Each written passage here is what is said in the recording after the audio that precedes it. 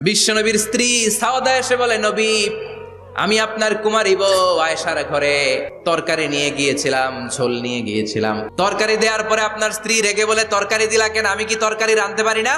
রাগের চোটে তরকারির ঝোল নিয়ে, পায়েস নিয়ে আমার গালের মধ্যে মাখিয়ে দিয়েছে আপনার বউ। আপনি তো শ্রেষ্ঠ বিচারক, ও নবী বিচার করে দেন। মা আয়েশাকে ডেকে পাঠালেন। মা আয়েশারে বললেন, ও আয়েশা, আসলে এমনটা করেছো নাকি? মা এসে বলে, নবী, তখন আমার মেজাজটা বড্ড গরম ছিল, আসলে কাজটা ঠিক হয় নাই, আমারে ক্ষমা করেন। বিষ্ণু বললেন, আমার আদালতের রায় হচ্ছে কিসাস। সাউদাকে যেমনি তুমি পায়েস মাখিয়ে দিয়েছ, সাউদাও পায়েসের বাটি থেকে কিছু পায়েস নিয়ে আয়েশার গালে মাখো। সাউদাও বিশ্বনবীর রায় অনুযায়ী বাটি থেকে পায়েসের ঝোল নিয়ে মা আয়েশার গালের মধ্যে মেখে দিলেন। মা আয়েশা কি আর করবেন, হেসে দিলেন। সাইয়েদাতুনা সাউদাও হাসলেন, বিশ্বনবীও হাসলেন। আরশের উপর থেকে খুশি হয়ে গেল কে? আল্লাহ।